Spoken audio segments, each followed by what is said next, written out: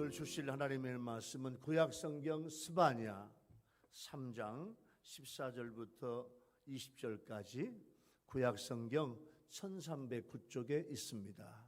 스바냐 3장 14절부터 20절까지 하나님의 말씀을 봉독을 하겠습니다. 시온에 따라 노래할지어다. 이스라엘아 기쁘게 부를지어다. 예루살렘 따라 전심으로 기뻐하며 즐거워할지어다. 여호와께서 내 형벌을 제거하였고 내 원수를 쫓아냈으며 이스라엘 왕 여호와가 내 가운데 계시니 네가 다시는 화를 당할까 두려워하지 아니할 것이라.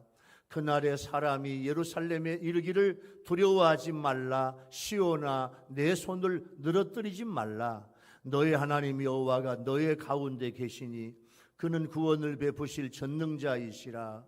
그가 너로 말미암아 기쁨을 이기지 못하시며 너를 잠잠히 사랑하시며 너로 말미암아 즐거이 부르며 기뻐하시리라 하리라.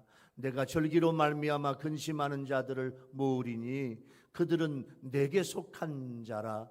그들에게 지워진 짐이 치욕이 되었느니라. 그때 내가 너를 괴롭게 하는 자를 다 벌하고 저는 자를 구원하며 쫓겨난 자를 모으며 온 세상에서 수욕받는 자에게 칭찬과 명성을 얻게 하리라. 내가 그때 너희를 이끌고 그때 너희를 모을지라.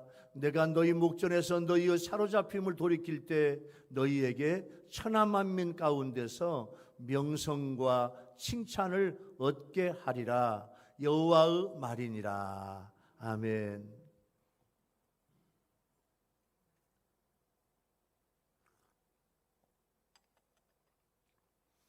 우리 교회 성도 여러분들, 그리고 유튜브로 예배를 드리는 유튜브 시청자 예배자 여러분들, 한 주간 동안도 수고 많이 하셨죠? 한 주간 동안도 건강하게 또 지금까지 인도해 주신 하나님 앞에 감사하며 또 하나님의 돕는 은총과 역사가 또 코로나가 소멸될 때까지 여러분의 인생 다 할 때까지 하나님의 돕는 은혜, 도와주시는 역사, 기적의 은혜가 여러분의 삶에 넘치게 되기를 예수 이름으로 축원합니다. 할렐루야. 여러분, 스바냐는 여호와께서 감추신 자 이런 뜻이에요. 스바냐라는 이름의 뜻은 하나님께서 감추어 두신 자 이런 이름을 가진 선지자인데, 남유다 제13대 왕 히스기야 왕의 4대 손으로 왕족 출신의 선지자입니다. 14대 왕 므낫세와 15대 왕 아몬이 아주 정치를 잘못했어요. 악한 정치를 했어요. 그래서 막 영적으로 도덕적으로 극심하게 타락했어요. 하나님의 존엄한 심판을 피할 수 없는 지경에 이르렀던 예루살렘과 남유다 백성들에게 하나님의 날, 여호와의 날이 임박할 것을 경고를 하면서 악인들이 그렇게 압제를 하고 어마어마한 고통 속에서 믿음을 지킨 소수의 남은 자들을 향해서 위로를 주고 여호와의 날, 구원의 영광에 대한 소망을 오늘 본문에서 제시하고 있는 거예요. 스바냐는 요시야 왕의 종교개혁 운동을 격려하기 위해서 여호와 하나님께서 스바냐를 통해서 주신 예언 계시의 말씀이에요.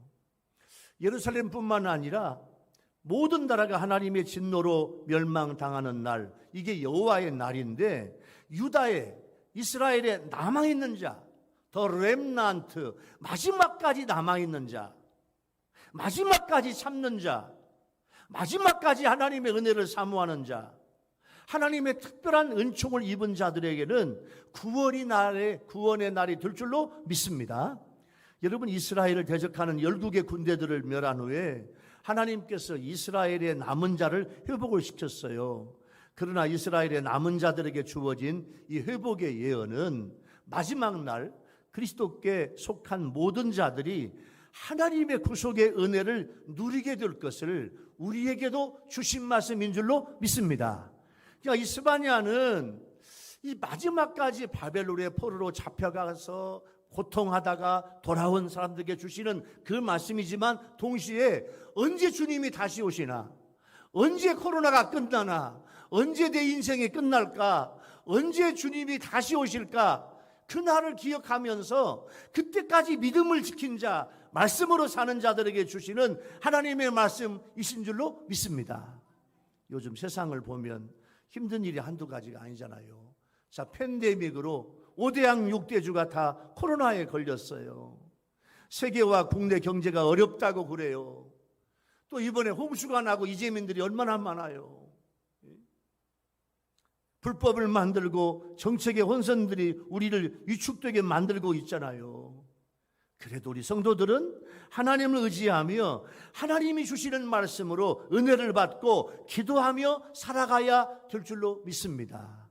자, 오늘 구원을 베푸실 전능자 하나님, 우리에게 구원을 베푸실 전능하신 하나님은 대체 어떤 하나님이냐? 오늘 이 말씀을 강론할 때 이 말씀을 통해서 우리 교인들이 은혜 받고 유튜브 시청자 여러분 모두가 다 똑같은 은혜를 받는 시간이 되기를 예수 이름으로 축원합니다. 자, 첫 번째 은혜의 주제는요, 하나님이 우리 가운데 계신다. 우리 아멘 합시다. 하나님이 나와 함께 계신다. 우리와 함께 계신다는 거예요. 이스라엘의 남은 자들에게 구원의 기쁨을 노래하라는 건데 14절에 보면요, 14절에 시온에 따라, 이스라엘아, 예루살렘 따라, 이건 다 동격이야. 같은 말이에요. 이스라엘 백성들을 여러 가지로 표현한 거예요. 그리고 이제 구원의 기쁨을 노래하게 될 것이다, 기쁘게 부를 것이다, 전심으로 기뻐하며 즐거워할 것이다, 이렇게 반복되는 점층적인 표현도 앞으로 하나님이 주실, 선민에게 주실 은혜와 복락을 주시는 말씀이에요. 그날 여러분 오늘 말씀을 들으면서 이제 그날, 하나님의 그날은 첫 번째, 제가 서론에 잠깐 말씀을 드렸지만 이스라엘 백성들이 바벨론으로 잡혀가 그리고 다시 돌아올 것을 예언한 책이야. 근데 그 말씀이 오늘을 살아가는 우리들에게 내가 지금 힘들고 어려워도 우리 주님이 다시 오실 날, 그날을 생각하며 함께 이 말씀을 듣는 여러분 되기 바랍니다. 자, 그날에 하나님께서 하나님의 백성에게 주시는 기쁨은 영원한 거예요. 그리스도 안에서 이루어지는 하나님의 자비와 섭리는 하나님의 백성에게 최종적인 기쁨을 줄 것이에요. 이렇게 전심으로 기뻐할 이유가 뭐냐? 그 날에는 큰 기쁨이 있는 것은 나의 죄와 환난을 하나님이 멸해 주셨기 때문이에요. 따라서 이 기쁨은 모든 세대의 믿는 자에게 적용이 돼요. 그들의 범죄로 인한 형벌이 용서받은 것처럼 우리 믿는 자는 모두 죄사함을 받았습니다. 그렇게 두렵게 하던 원수들이 쫓겨난 것처럼 우리 믿는 자들은 사단의 권세로부터 완전히 벗어나게 된 줄로 믿습니다. 비록 현재는 암울한 날이 지속될지라도 소망을 가지고 살아야 한다는 사실을 당부하시며, 그렇게 살아야 할 근거로 현재의 상황이 완전히 바뀌게 되는 소망의 날이 올 것이라는 것을 이 말씀에서 우리에게 제시해 주고 있는 거예요. 즉 선민들로 하여금 이 하나님의 종말론적인 심판과 구원의 날, 결정적인 그날이 반드시 도래할 것을 말씀하고 있고, 그 날을 바라보고 주어진 현실 가운데서 좌절하지 말고 하나님에 대한 신앙으로 굳게 설 것을 권면함과 동시에 선민들을 위로해 주시는 말씀인데, 오늘 이 하나님의 위로가 여러분 심령 속에 넘치는 시간이 되기를 예수 이름으로 축원합니다. 15절에 보니까 화라는 말이 나오는데, 이 화는 성도들이 세상에서 당하는 일반적인 시련이나 환난을 의미하지 않고 결정적인 재앙과 멸망을 의미합니다. 그러나 장차 우리는 이 모든 시련과 고난을 물리치고 우리 가운데 계신 하나님의 완전한 보호와 결코 화를 당하지 않을 자리에 이를 것이며, 세상이 주는 시련과 핍박, 고난도 다 이기고 결국 승리자로 우뚝 서게 될 줄로 믿습니다. 이러한 확신이 있기에 선지자는 하나님의 백성들에게 노래하며 기쁘게 부르며 전심으로 기뻐하며 즐거워하라는 거예요. 여러분 요즘에 즐거워할 일이 없잖아요. 지금이 오늘 8월 두 번째 주일인데요.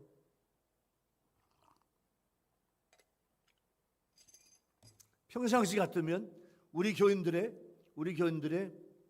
아마 5분의 1이 다 휴가 떠났을 거야.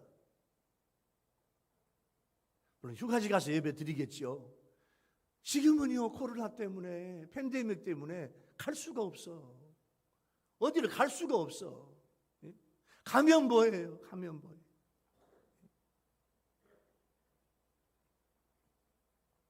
기쁨이 없어요. 그런데 오늘 스바냐 이 말씀을 통해서 왜 기뻐하냐? 우리 아멘 합시다. 하나님으로 기뻐해라. 하나님이 너와 함께 하시니까 기뻐해라. 현재를 보면은 암울하고 기쁨이 없지만 기뻐하라는 거예요. 그래서 사도 바울이 쓴 빌립보서를 보면은 빌립보서는요, 기쁨의 편지예요. 기쁨의 서신인데 그 속에 기쁨이라고 하는 관련된 말이 11번이 나와요. 그런데 그 당시에 이 빌립보 교회에 사도 바울이 편지를 쓸 때 바울은 어디에 있었냐? 감옥. 복음을 전하다가 감옥에 갇혔어. 감옥에 갇혀서 빌립보 교인들한테 편지를 쓴 그 빌립보서가 빌립보 교인들아, 감사해라, 기뻐해라, 기뻐하라는 거예요. 근데 빌립보 교회를 자세히 보면 빌립보 교회 안에 빌립보 2장 28절 대적하는 자가 있어요. 빌립보 1장 29절 고난이 있어요. 빌립보 1장 30절 빌립보 교회 안에 싸움이 있어요. 또 이단들이 교회에 빌립보 교회에 들어왔어요. 교회 분쟁을 초래하는 자들이, 또 세속적인 삶을 추구하는 자들이 나오는데 빌립보서 3장 1절 보면 행악자, 그리스도의 십자가의 원수로 행하는 자, 이런 말씀이 나와. 그런데 현실적으로 보면 너무 힘든 일이 있을지라도 걱정과 근심에 휩싸여 있을 수밖에 없지만 사도 바울은 빌립보 교인들한테 주 안에서, 그리스도 안에서 그리스도로 말미암아 기뻐해라, 그 말씀을 11번 쓰고 있는 거예요. 승리자가 되시고 평강과 구원의 기쁨을 주실 예수님이 계시기에 기뻐하라 그 말이에요. 힘들고 어려워도 예수님으로 기뻐하라 그 말이에요. 세상 바라보고 기뻐하지 말고 주님으로 기뻐하라.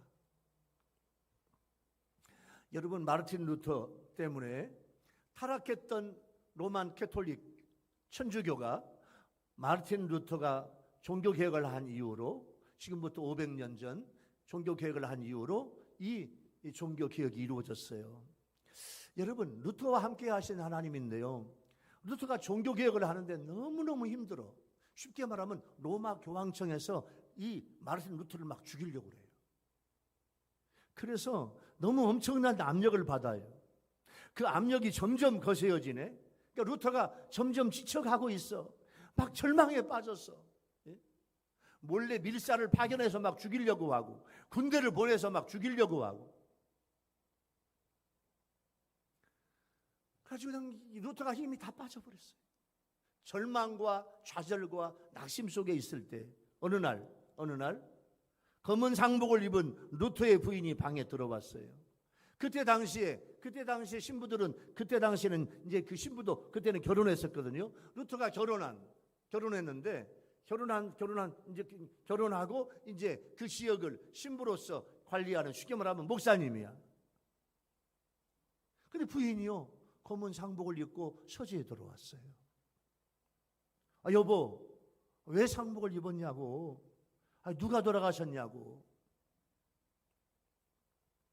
그때 부인 카타리나 폰 보라가, 여보, 하나님 아버지가 돌아가셨어요. 하나님 아버지가 죽으셨어요. 아니 여보, 무슨 말이냐고. 어떻게 그런 말을 할 수가 있냐. 아니, 하나님이 돌아가시다니, 하나님이 죽으셨다니 어떻게 그렇게 불경한 말을 할 수가 있냐고. 그때 루터의 아내가, 만일 하나님이 살아 계시다면 당신이 이렇게 낙심하고 절망할 이유가 있냐. 당신을 보니까 하나님이 돌아가셨어. 당신을 보니까 하나님이 죽으셨어. 그 말을 듣고요, 루터가 충격을 받았어. 하나님이 살아계시다면 어찌 절망하고 낙심할 수 있겠냐는 거예요. 그때 루터가 이 말 듣고 하나님 앞에 무릎을 꿇고 전능하신 하나님, 제게 힘을 주옵소서. 하나님, 제 가운데, 제 심령 속에 저와 함께 내 가운데 거하시는 것을 제가 몰랐습니다. 루터가 다시 힘을 얻고 그렇게 루터를 죽이려고 하는 로마 교황청과 싸우며 종교개혁에 성공할 수 있었던 거예요. 여러분, 우리들 역시 세상에 살면서 세상에서 환난과 시련 당합니다. 그러나 우리에게, 여러분에게 승리를 주실 하나님, 우리에게 평안을 주실 예수님, 우리에게 자유와 말할 수 없는 기쁨과 은혜를 주실 성령님이 계시기 때문에 우리는요 기뻐할 수 있습니다. 그래서 하박국 선지자가요, 하박국 3장 17절 18절 말씀에 이런 말씀을 주세요. 하박국 선지자가 비록 무화과 나무가 무성하지 못하며 포도나무에 열매가 없으며 감람나무에 소출이 없으며 밭에 먹을 것이 없으며 우리의 양이 없으며 외양간에 소가 없을지라도 나는 여호와로 말미암아 즐거워하며 나의 구원의 하나님으로 말미암아 기뻐하리라. 18절 다시 한번 18절 나는 여호와로 말미암아 즐거워하며 나의 구원의 하나님으로 말미암아 기뻐하리로다. 여러분 현재 힘들고 어려워도 하나님으로 말미암아 기쁨을 얻는 여러분 되기 바랍니다. 현실을 보면 여러분 첫 번째 은혜의 주제를 적용해 볼게요. 첫 번째 은혜의 주제 적용은 하나님 우리와 함께 계시는데 현실을 보면 걱정과 슬픔과 좌절이 되지만 전능하신 하나님이 함께 하시는 것을 여러분 믿습니까? 하나님이 나와 함께 하는 걸 믿습니까? 하나님의 자녀인 우리를 하나님의 방법으로 요즘 복잡한 여러분들의 일들을 우리 하나님은 틀림없이 도와주실 줄로 믿습니다. 그 믿음을 가지라는 거예요. 두 번째 은혜의 주제는요, 네 손을 늘어뜨리지 말라. 늘어뜨리지 말라. 자, 아픈 사람은요 힘이 쫙 빠져요. 돌아가신 분도 힘이 쫙 빠져요. 손을 늘어뜨린다는 것은 절망, 낙심, 죽음을 의미해요. 근데 스가랴 8장 13절 말씀에 보면 네 손을 견고히 하라. 히브리서 12장 12절 말씀에 보면 네 손과 무릎을 일으켜 세워라. 이런 말씀이 나와요. 이것은 손을 늘어뜨린 나와 정반대의 말씀이죠.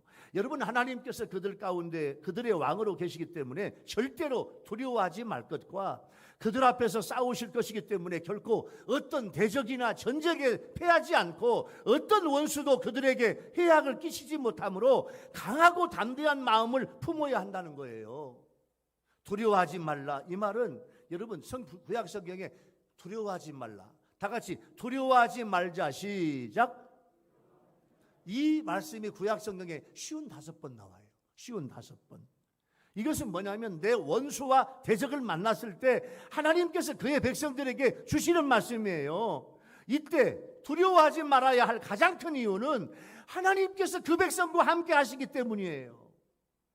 우리는요 확실한 그런 삶을 살아가는 것 같지만 불확실한 인생의 여러 가지 문제들과 어려움과 두려움 가운데 있는데 여러분 그런 문제 때문에 두려워하지 말고 지존하시는 하나님, 나와 함께 하시는 하나님에 대한 경외함과 두려움으로 갖는 여러분 되기 바랍니다.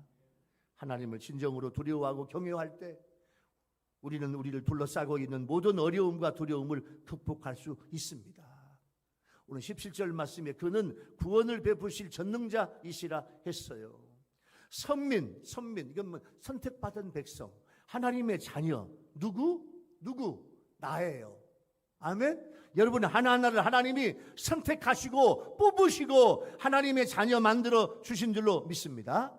그 선민이 누릴 안전과 기쁨과 구원을 주시는 말씀이 그는 구원을 베푸실 전능자시라 그 말씀이에요. 그러니까 이스라엘의 하나님을 전능하신 용사로 선포하고 있어요. 하나님은 이러한 능력으로 하나님의 백성들을 모든 전투에서 구원하시며 승리로 이끄시기 때문에 하나님의 백성은 어떤 역경 가운데서도 궁극적으로 안전하고 보호하고 지켜주시는 신뢰를 가지게 될 줄로 믿습니다. 17절의 하반절은 하나님의 분노와 진노의 대상이었던 선민들이 완전히 용서받고 거룩하게 돼서 하나님의 사랑과 기쁨의 대상이 됨을 보여주고 있습니다. 여러분, 우리를 향한 하나님의 사랑이 얼마나 크면 그 사랑에 스스로 빠져서 만족과 기쁨으로 잠잠히 안식할 수 없다는 거예요. 그러니까 전능하신 용사의 하나님의 강한 이미지가 구원을 베푸신 자녀를 향한 어버이의 사랑으로 승화되고 있는 거예요. 자, 여러분 봐봐요. 여러분 애기들을 키울 때 애기들을 막 재밌게 하면 애기들이 여러분 애기가 막 웃어 안 웃어? 칼칼칼칼 웃으면 기분이 좋아 안 좋아? 예? 그래서 애기들이 막 이런 애기들을 키우면서 막 애기가 막 너무너무 막 좋고 막 기뻐하면 같이 웃잖아요. 그래서 막 같이 기뻐하잖아요. 지금 그 말씀이야. 하나님이 우리를 보고 너무너무 기쁘다 그 말이에요. 예? 여러분 18절에 내가 절기로 말미암아 근심하는 자들을 모으리니 그들은 내게 속한 자들이다. 이건 무슨 말인 거 아니? 자, 선민들이 이제 바벨론으로 잡혀가서 다시 돌아와 해방과 귀환을 예언한 건데, 선민들이 뭐냐면 절기로 인해 근심한다. 이 절기는 이스라엘의 3대 절기예요. 자, 이방 국가에 흩어져 있는 이스라엘 백성들, 이스라엘의 남은 자들이 신분의 제약 때문에 그 절기를 예루살렘에 와서 예배를 드릴 수가 없네요. 그래서 그 절기 때문에 마음의 근심에 우리가 언제 예루살렘에 올라가서 하나님 앞에 마음껏 찬양하며 예배하며 하나님을 높일 수 있냐? 하나님 그날이 언제 올까요? 이게 지금 절기를 근심하는 사람들의 모습이에요. 여호와의 구원이 선포되고 성취되는 그날에 그들은 거룩한 시온으로 돌아오게 될 것이고 그곳에서 마음껏 하나님의 이름을 부르며 기쁨으로 절기를 지키게 될 것을 예언하고 있는 거예요. 이러한 하나님의 회복의 역사로 인해서 그들의 어깨 위에 드리워진 치욕의 짐은 벗어지게 된다는 거예요. 여러분, 이 말씀을 요즘 우리에게 적용해 보아요. 우리한테 주시는 말씀이에요. 자, 하나님이 계신 성전에 가서 예배당에 모여서 함께 모여서 예배드리고 싶어. 하나님 앞에 성가대가 찬양대가 하나님 앞에 찬양을 부르고 싶어요. 온 성도들이 마음껏 찬양하고 싶어요. 우리 엘피스가 나와서 하나님 앞에 찬양하고 같이 찬양하고 싶어요. 모여서 하나님의 말씀을 배우고 싶어요. 코로나 때문에 교회에 못 와요. 자녀들이 교회를 가지 말라고 부탁을 해요. 교회는 안전한데 교회가 코로나 전염의 발상지처럼 매스컴에서 선전해요. 세상의 모든 식당들, 가게들 다 영업해요. 저녁마다 잘 되는 식당들은 카페, 술집, 음식점에 사람들이 가득 차요. 영업을 해요. 그러나 세상의 매스컴들은 교회 예배를 가지 말아달라고 연일 떠들고 있어요. 모든 교회들은 어떤 영업장소 못지않게 소독을 잘하고 출입자 명부를 만들고 체온을 측정하고 마스크를 쓰고 예배를 드리며 정부와 지자체에서 부탁하는 협조를 최우선으로 지키고 있어요. 우리는 하나님 앞에 정상적으로 예배를 드리고 싶어요. 이스라엘 백성들이 절기 예배를 드리기 위해서 예루살렘으로 가고 싶어 하는데 여러 이유 때문에 갈 수가 없어요. 그렇게 예배를 사모하는 이스라엘 백성들에게 하나님은 마음껏 예배드리게 하여 주시겠다는 거예요. 여러분, 그날이 우리에게도 속히 오게 될 줄로 믿습니다. 코로나가 소멸되고 마음껏 하나님 앞에 예배한 날이 오게 될 줄로 믿습니다. 그래서 하나님은 절대로 너희 손을 늘어뜨리지 말라는 거예요. 하나님은 하나님의 백성과 관계를 맺고 있을 뿐만 아니라 하나님의 백성들에게 내주하고 동거하고 우리와 함께 계신다는 거예요.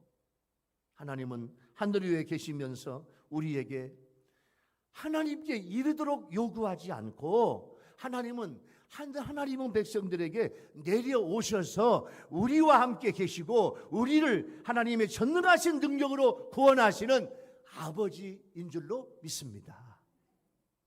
여러분, 도스토옙스키 러시아의 작가죠. 참 여러분 도스토옙스키를 보면 정말로 절망하지 않는 믿음의 사람이에요. 여러분, 세계 문학과 사상에 많은 영향을 끼친 그는 러시아가 낳은 천재적 작가예요. 근데 이 도스토옙스키를 보면 참 불행한 가정에서, 환경에서 성장해요. 가난한 군의관의 둘째 아들로 태어나서 어렵게 자라요. 16살에 어머니가 폐병으로 돌아가죠. 16살에. 18살에 아버지가 소장농들에 의해서 살해가 돼. 아버지가 의사인데, 군의관인데. 그 소식을 듣고 정신을 잃은 발작 증세를 일으켜요. 그때부터 고아처럼 외롭게 지내면서 청년 시절 불행의 연속이에요. 급진 사회주의 결사대에 가담했다가 체포돼서 사형 선고를 받았는데 천만다행으로 총살 직전에 황제의 특별 사면을 받게 돼요. 문학적인 천재성을 인정받아 사형은 면했지만 그 대신 시베리아로 유배돼서 4년 동안 시베리아 징역살이를 해요. 그런데 그 시베리아 유배지에서 어떤 여자 집사님의 전도를 받았는데 그 집사님이 성경책을 하나 주는데, 쪽복음 같은 성경책을 주는데 신약 성경을 줘. 어떤 여자 집사님을 통해서. 그래서 시베리아 유배하면서 4년 동안 거기서 징역을 사는데 그 부이 준 신약 성경을 거기서 읽기 시작해요. 신약 성경을 읽으면서 뜨겁게 주님을 만나. 할렐루야. 그래가지고 그때부터 도스토옙스키의 삶이 믿음 있는 하나님의 아들로 삶이 변해버려요. 또 5년간 중앙아시아에서 기막힌 고생을 하며 불행한 청년 시절을 보내요. 또 결혼 생활도 불행해요. 36살에 맞은 아내 마리아 이사예프가 정상적인 결혼 생활을 하지 못하다가 43살 젊은 나이에 결혼 생활 7년 만에 결혼 생활 7년 하고 43살 그 젊은 나이에 요 아내 마리아 이사예프가 결핵으로 병들어 죽어. 3년 후에 재혼했는데 아들을 하나 얻었는데요, 그 아들을 안아본 기쁨도 잠깐. 그 어린 아들은 러시아의 추위를 이기지 못하고 병들어 죽어. 피를 토하는 아픔의 순간을 지내면서 설상가상으로 도스토옙스키는요, 자신도 치명적인 병이 있는데 한평생 이 병에 시달려. 그게 무슨 병이냐면 간질병이야. 간질병. 여러분 생각해봐요. 세상에 러시아 최고의 문호가, 러시아 최고의 작가가 간질병. 세상에 16살 때 어머니가 폐병으로 돌아가시고, 자기가 16살 때 어머니가 돌아가시고, 그 다음에 2년 후에 아버지는 소장농들에 의해서 살해가 되고, 자기는 간질병이 있고, 결혼했는데 세상에 첫 번째 부인하고 7년 동안 살다가 세상에 부인이 결핵으로 죽고, 두 번째 부인과 재혼했는데 아기를 낳았는데 아기가 세상에 그 추위에 그 병들어 죽어. 그런 속에서 자기 자신이 간질병이에요. 종종 쓰러지고 정신을 잃어. 육체의 가시야. 그런데 이 병을 도스토옙스키는 뭐라고 말하면 나의 거룩한 병이다. 대단하잖아요. 나의 거룩한 병이라고 불러요. 오직 신앙의 힘으로 이겨내요. 그리고 오히려 고난을 받고 고통받는 만큼 신앙이 빛이 나요. 고난으로 점천된 자신의 삶을 보면서 자신의 고통을 모두 다 신앙의 안목으로 보고 감사해. 평생 질병과 싸우면서 평생 고난과 시련 속에서 누에고치가 명주실을 뽑아내듯이 글을 써요. 그래서 그의 작품을 보면은 정말로 분신, 백야 이런 걸 보면 불행한 사람들의 심리를 섬세하게 표현하고 있어요. 그게 자신의 마음이고 경험이에요. 1866년에 죄와 벌을 썼고 1880년에 까라마조프가의 형제들, 이런 명작을 남겨요. 극한 고통 속 시련 속에서 불후의 명작이 창작되는 거예요. 그의 장편 소설 가운데 죄와 벌은 인간 존재의 근본 문제를 다룬 아주 너무너무 유명한 작품이에요. 그런데 그 작품은 그의 나이 44살 때 쓴 것인데 경제적으로 그때 가장 어렵고 힘들어요. 아내가 죽고 자기 형도 갑작스럽게 세상을 떠나요. 걷잡을 수 없는 불행한 가운데서 그의 간질병도 더 자주 발생해. 더 자주. 요즘에는 간질병 환자를 길거리에서 거의 볼 수가 없어. 요즘은 약이 너무 좋아서 간질병을 다 치료하거든요. 제가 서울에서 공부할 때요, 여름에, 더운 여름에 광화문 지하차도에 가면, 광화문이 사거리인데 그 지하차도 사거리에 다 이제 네 군데에서 지하로 들어와. 그래서 이제 지하로 들어와서 길 건너갈 수 있고 대각선으로 갈 수도 있고, 여름에 가보면요, 여름에 막 33도, 4도, 5도, 막 6도, 그 뜨겁지. 막 밖에 건물에서는 막 에어컨 더운 바람이 나오지, 아스팔트는 뜨겁지. 광화문 지하차도에 가보면 제가 지금도 기억해요. 보통 한 10명 이상씩 다 쓰러져 있어. 이게 간질 환자들이야. 덥게 밖에 있다가 이제 광화문 지하차도로 들어오면 시원하거든요. 거기서 그냥 간질 증세를 해. 그러면 사람들이 가다가 저도 가다가 이렇게 침도 닦아주고, 그 다음에 이제 그분이 이제 그 옆에 신문이 있으면 신문으로 이렇게 덮어주기도 하고, 그렇게 이제 간질 증세를 하다가 1시간 후쯤 이제 일어나. 회사원, 남자 회사원, 여자 회사원, 남학생, 여학생, 그때는요, 여러분, 지금부터 진짜 45년 전이에요. 45년 전. 45년 전에요, 광화문 지하차도에 간질병 많았어요. 근데 지금은 대전 시내에서도, 서울에서도 지금 거의 없어. 그만큼 약이 좋아서 간질병이 다 치료되고 있는. 도스토옙스키가 간질병이었다니까. 근데 자주 쓰러져. 입에 거품을 불고. 그러면서 이 작품을 써요. 그러면서 도스토옙스키는 우리한테 뭐라고 말씀하시냐면, 절망하지 말라는 거예요. 낙심하지 말라는 거예요. 하나님이 함께 하신다. 아멘. 네 손을 늘어뜨리지 말라는 거예요. 예? 모세를 통해서 애굽에 있는 이스라엘 백성들을 구원하신 하나님은 모세만 보내주는 게 아니에요. 하나님은 모세를 보내시기 전에 애굽 사람들에게서 고난받고 압제받는 이스라엘 백성들의 고통을 보시고 그 부르짖음을 들으셔요. 그리고 모세에게 출애굽기 3장 8절 말씀에서 하나님이 이렇게 말씀하세요. 하나님께서 모세야, 내가 내려가서 그들을 애굽인의 손에서 건져내고 그들을 그 땅에서 인도하여 아름답고 광대한 땅, 젖과 꿀이 흐르는 땅, 가나안 족속, 헷 족속, 아모리 족속, 브리 족속, 히위 족속, 여부 족속의 지방을 데려가려 하노라.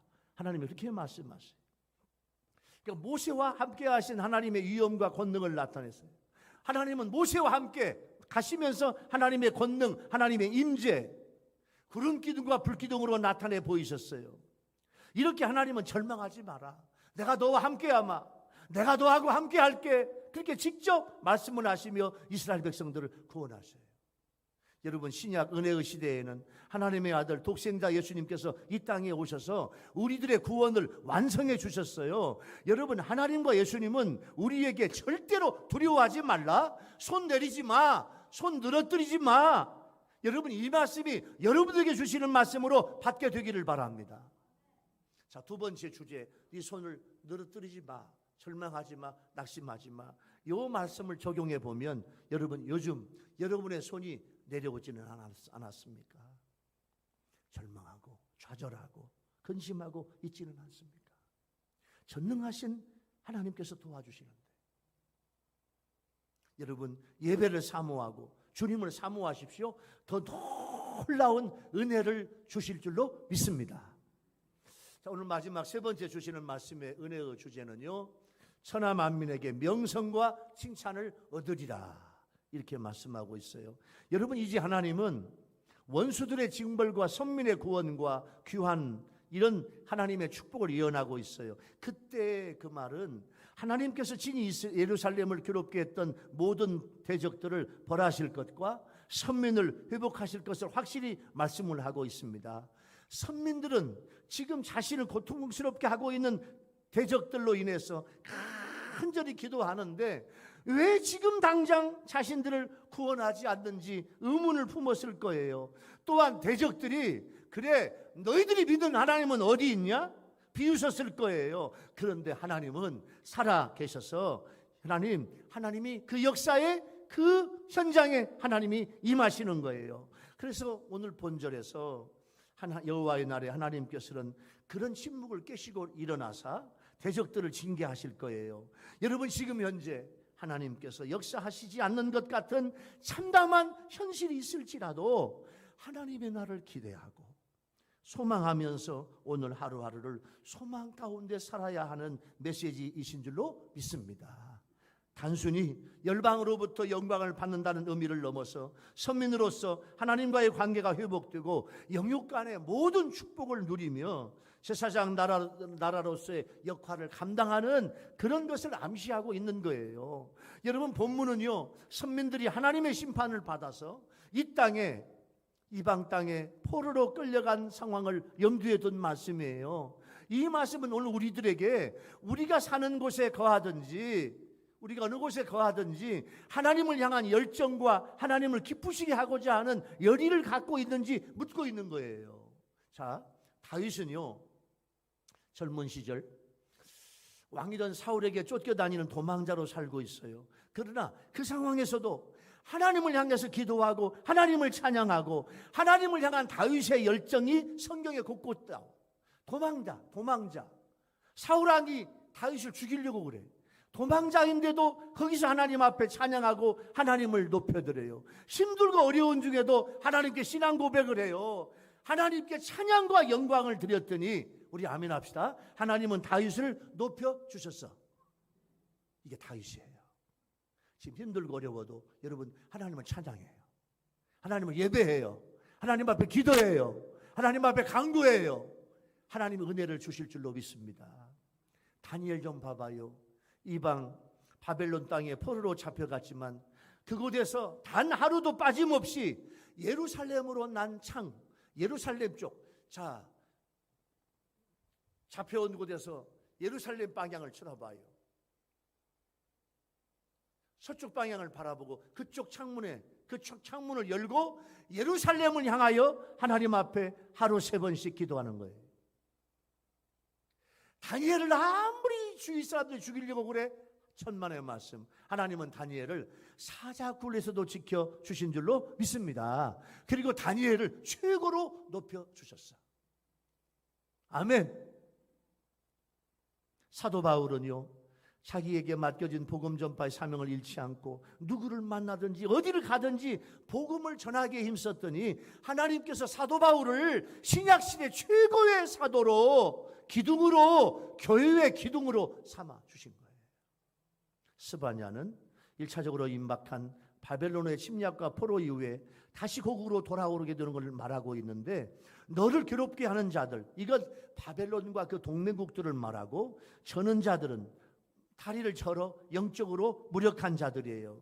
치욕을 당하고 무력해진 그들은 하나님의 이끄심으로 자기들의 땅으로 돌아오게 될 줄로 믿습니다.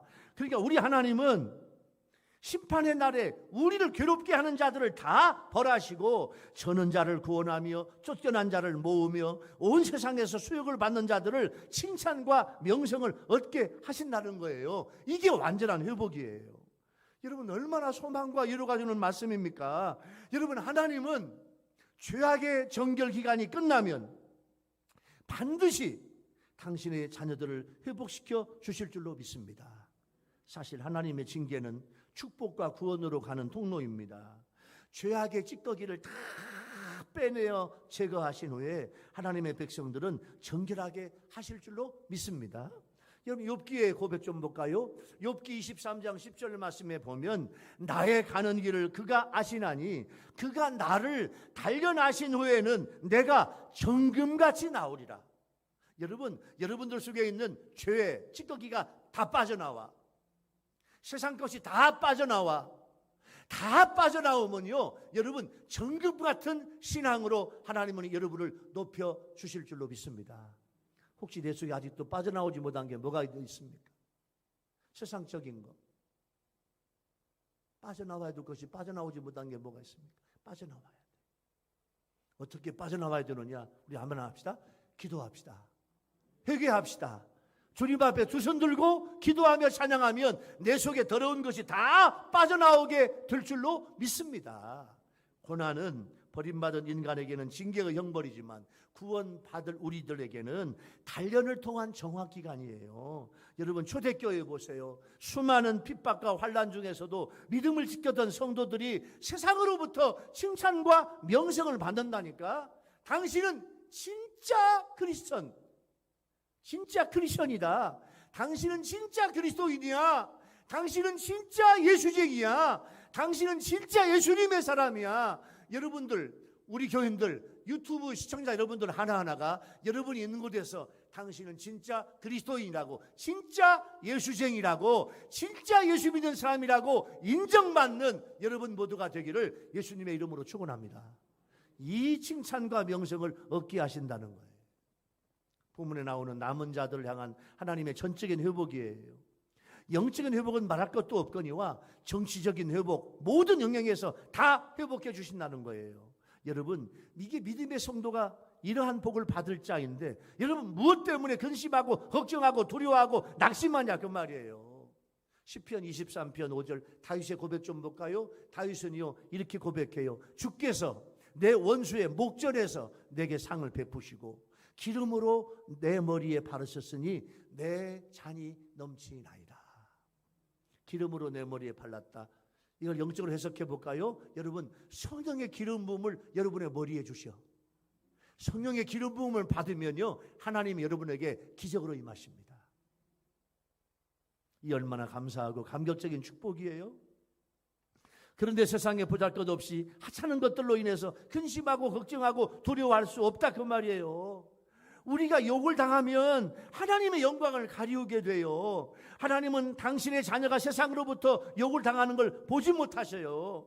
세상에 당신의 자녀에게 망신을 주고 모욕을 하면 하나님은 그들 보는 앞에서 갚아주신다는 거예요.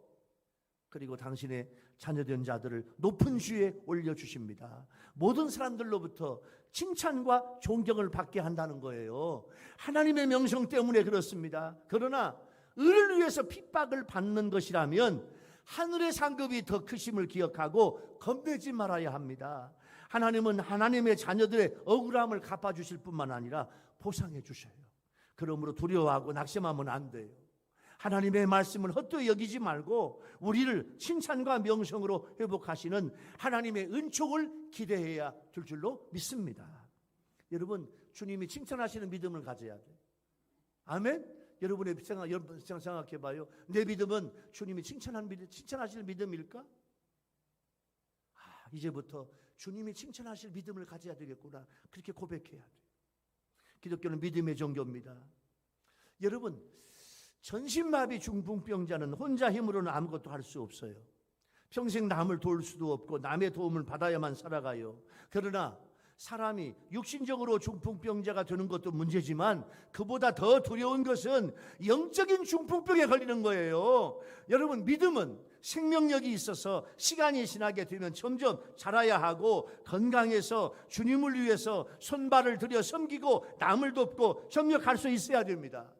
그럼에도 불구하고 영적인 중풍병에 걸리면 내 자신만이 아니라 다른 사람에게도 짐이 돼요. 그와 같은 영적 상태가 바로 불신앙의 상태고 성령 충만하지 못한 상태예요. 그런데 여러분, 내 친구가 한 명의 전신마비 그런 중풍병자를 고치기 위해서 예수님이 계신 집으로 가는데 사람들이 얼마나 많은지 사람들이 들어갈 수가 없어. 수십 명 수백 명이 꽉 찼어. 주님 말씀 들으려고. 주님 앞에 치유함을 받고 고침받고 은혜 받으려고. 근데 4명은 그 친구를 고쳐주기 위해서, 전신마비된 그 친구를 고쳐주기 위해서 지붕으로 올라가. 지붕을 뜯어. 그리고 예수님 앞에 4사람이 줄을 내려. 그래서 사람들은 막 비난해요. 욕을 해요. 근데 주님은 칭찬해요. 그리고 주님은 그 전신마비된 중풍병자를 고쳐주세요. 중풍병자의 내 친구에게는 어떤 보상을 기대하지 않고 있습니다. 내 친구가 낫기만 하면, 예수님을 통해서 낫기만 하면 된다. 예수님 앞에만 가면 낫는다. 할렐루야. 예수님 앞에는 모든 문제가 다 해결된다. 할렐루야. 우리가 최선을 다해서 예수님 앞에 우리 친구를 내리자 해가지고 그 지붕을 뜯고 주님 앞에 내린 거예요. 이게 협력하는 믿음이고, 예수님은 그 마음과 믿음을 보신 거예요. 일적인 열심뿐만 아니라 마음에서 우러나오는 근원적인 믿음을 보신 거예요. 여러분, 구원받은 성도라면 주님이 칭찬하시는 요 4명의 친구들처럼 전신마비의 중풍병자와 같은 한 영혼을 구원하는 일에 서로 합심해 사랑을 실천하고 장애물 앞에 좌절하지 말고 도전해서 마침내 승리하는 내 친구와 같은 성도들이 되어야 할 줄로 믿습니다. 이게 하나님께 인정받는 믿음이에요. 이게 주님이 주목하시는 믿음이에요. 예수님이 칭찬하시는 믿음이에요. 이런 믿음의 성도가 되어야 될 줄로 믿습니다. 지금까지 이스라엘 백성들은 순간순간마다 하나님의 약속의 성취를 경험하면서 살아왔습니다. 바벨론으로 포로로 잡혀갈 때부터 돌아올 때까지 그 눈으로 하나님의 은혜를 체험을 했어요. 여러분, 세상의 모든 사건은 장차 우리에게 보여주실 하나님의 약속의 그림자가 될 줄로 믿습니다. 완전한 성취는 우리 주님이 강림하시고 백보자 심판, 하늘나라 심판을 통해서 분명히 성취될 거예요. 하지만 지금도 여전히 우리는 삶의 현장에서 이런 은혜를 경험하고 살고 있는 거예요. 그러므로 여러분, 세상과 원수마귀를 두려워하지 말고 살아야 돼요. 주님께 칭찬받는 믿음을 가져야 돼요. 오늘 세 번째 말씀의 주제,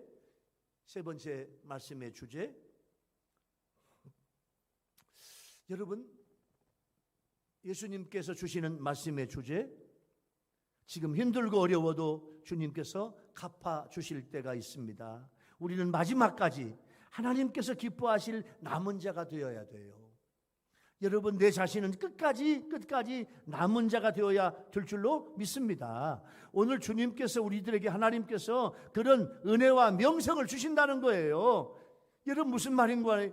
하나님께 끝까지 내가 기뻐하실 남은 자가 되면 나는 주님께서 구원을 베풀어 주시고 주님이 나를 도와주시고 칭찬하시면서 주님의 놀라운 역사가 나타나게 될 줄로 믿습니다. 오늘 말씀을 마무리할게요. 사랑하는 우리 요일교회 성도 여러분, 그리고 우리 국내와 해외에 있는 우리 유튜브 시청자 여러분 모두가 다 요즘 힘이 빠지고 우리의 영역이 약해질 때 그럴 수가 있습니다. 그러나 오늘 스바냐 선지자를 통해서 깨닫게 하시고 하나님의 말씀을 듣게 하셔요. 여러분, 우리는 성도입니다. 하나님의 백성이에요. 선민이에요. 우리에게 두려워하지 말라는 거예요. 하나님이 우리 가운데 계시는 거예요. 우리의 손을 늘어뜨리지 말라는 거예요. 새 힘을 주시겠다는 거예요. 여러분, 주님의 날에 마지막까지 남은 자가 되고 믿음의 여러분들을 천하만민에게 명성과 칭찬을 얻게 하여 주실 줄로 믿습니다. 이 은혜가 여러분의 삶에 늘 넘치게 되기를 예수 이름으로 축원합니다. 할렐루야. 기도하겠습니다. 주님, 감사해요. 오늘 스바냐 선지자에게 주셨던 이 말씀이 우리의 말씀이 되게 하여 주옵소서. 하나님은 우리 가운데 계시는 것을 이제 분명히 알고 깨닫게 도와 주옵소서. 내 손을 늘어뜨리지 않게 하여 주옵소서. 다시 한번 하나님 절망하지 않고 낙심하지 않고 새 힘을 얻는 우리 성도들 되게 도와주시고 천하만민에게 명성과 칭찬을 얻는 우리 성도들이 되게 하여 주옵소서. 예수님의 이름으로 간절히 기도하옵나이다.